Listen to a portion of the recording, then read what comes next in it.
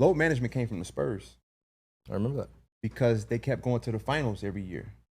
And so before you know it, you go to the conference finals 4 years in a row, you added an extra season on those 4. You played 5 seasons in 4 years. Yeah.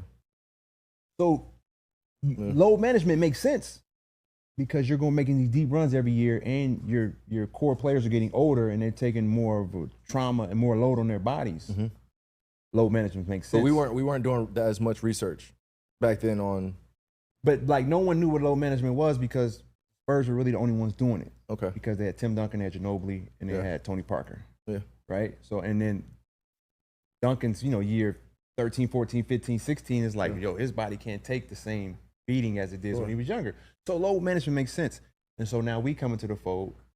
We go to the finals 5 years in a row, 6 years in a row.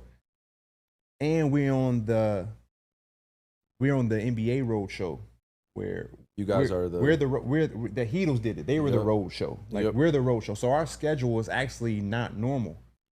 Later games. When I played in Philly, I knew before the year started like what our season was gonna look like. All right, we're going west right after Christmas. Then we go west after All-Star break, like in early March. Like your schedule.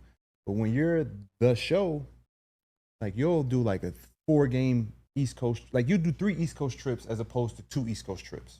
And then you'll go come back home and play 1 game. Then you'll fly all the way to Minnesota for 1 game. Yeah. It's just like, now you're starting like, okay, I'm learning how the business works. Yeah. And we're playing 6, 7 seasons in 5 years. Load management makes sense. Now the problem what happened was all these other teams are looking at analytics and like, all right, our guys need the rest. Our guys need, this is like, y'all never made the playoffs. Yeah. You get bounced in the first round.